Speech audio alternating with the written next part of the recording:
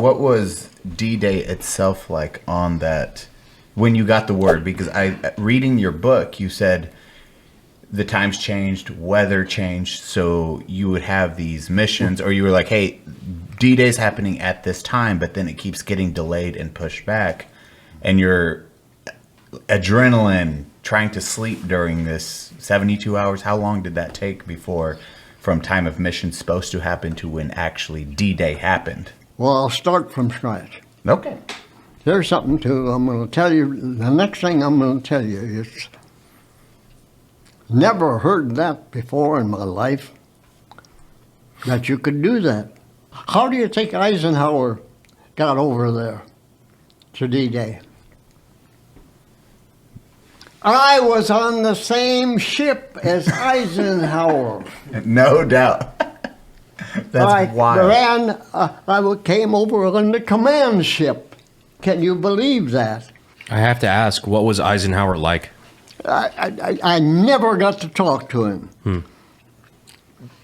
But later in the war, on the Battle of the Bulge, I'm going to jump up there for one reason. The Germans cut us off. I was in on the start of the Battle of the Bulge. They cut us off. I was at Eupen, Belgium. Then there was the massacre at Malmedy. That's where the Germans had captured these 100 and some Americans that were observers, artillery observers or something, and had them in the ditch. It was snowing. And when those tanks went by, this Lieutenant Colonel Pfeiffer ordered his tanks to use the machine guns on the guys as they rolled on by them. That was a massacre of Malmedy. I have seen quite a bit, and I observed quite a bit. And I tell you, you never find somebody that has been through me, what I've gone through. I'm kind of proud of it now. But it always seemed like I was in on everything. And then you guys beached on D-Day. I got off the ship. I was the first one into the landing craft. So I sat by the pilot. That's the way they come down these rope ladders. They're carrying 74 pounds. I plopped down in alongside this boy. I don't think he was 17 years old yet. He was in the Navy. He was the Navy pilot. And he was supposed to take us in. So we'd stand about waist deep. He got a little scared. He let us off early. We were right up to our neck. And holding your rifle up above. And then you start going across an ocean that is loaded with landmines. We were told we'd be crossing about 1 million landmines that Hitler had planted there. Come to find out, when they cleaned those up, there was 1.5 million.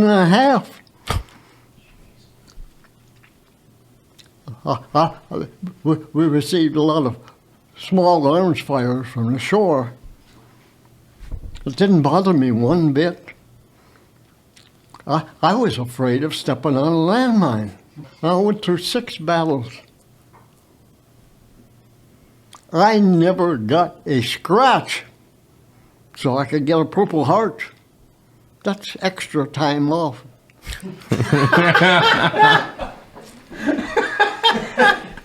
Our Eli Cuevas, the extra time off recipient. And I didn't get extra time off because I went to the wrong aid station. When I got shot, I went to the wrong aid station, so I was at work the next day. I had a mission the next day. I got shot in the leg. Oh, see what I mean? Bum, bum, bum, bum, bum, bum, bum, It's like Armstrong. I'm like,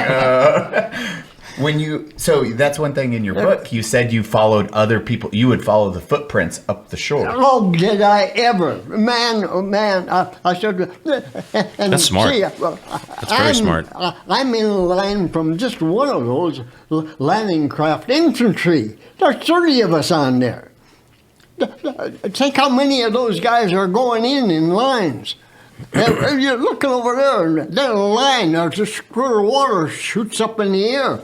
Somebody stepped on a landmine. Is that something you thought about before you landed? You thought, I'm going to go up behind the guy who's already gone through? We had a route to go. I was on Easy Red. I got off of there and went over to the Easy Red route.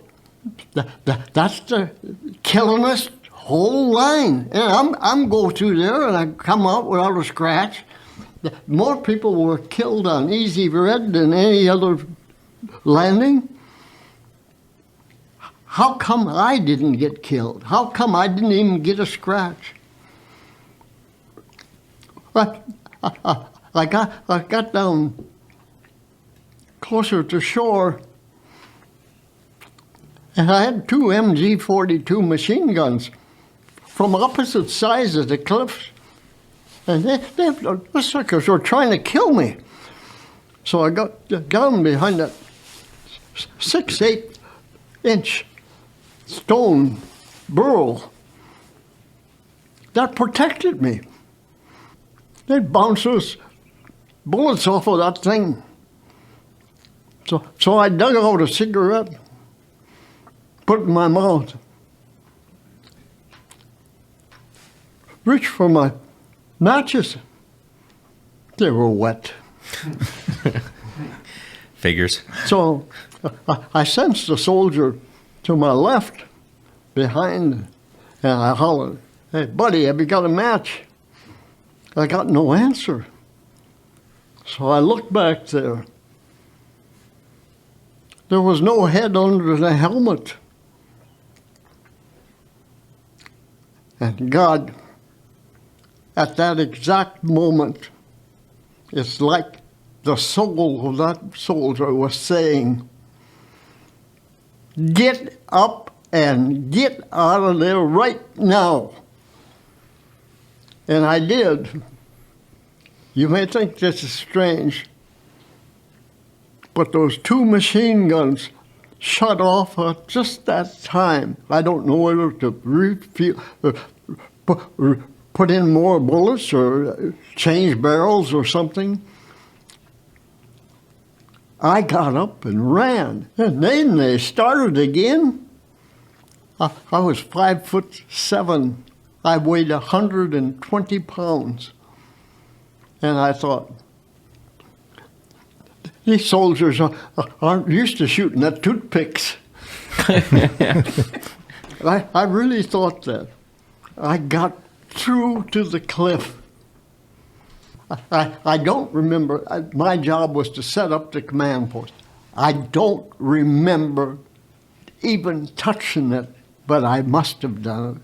And Madison Rich, next thing I knew, it was 7:15. Madison Rich and I were digging our foxholes to go to sleep that night.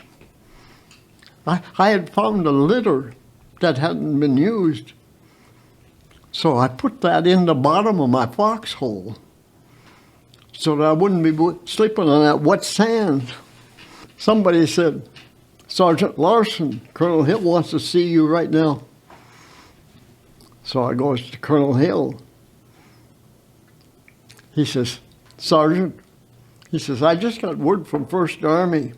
They want me to keep G3 open 24 hours a day. You are going to run the night shift." I said, "Starting when, sir?" He said, "Starting right now.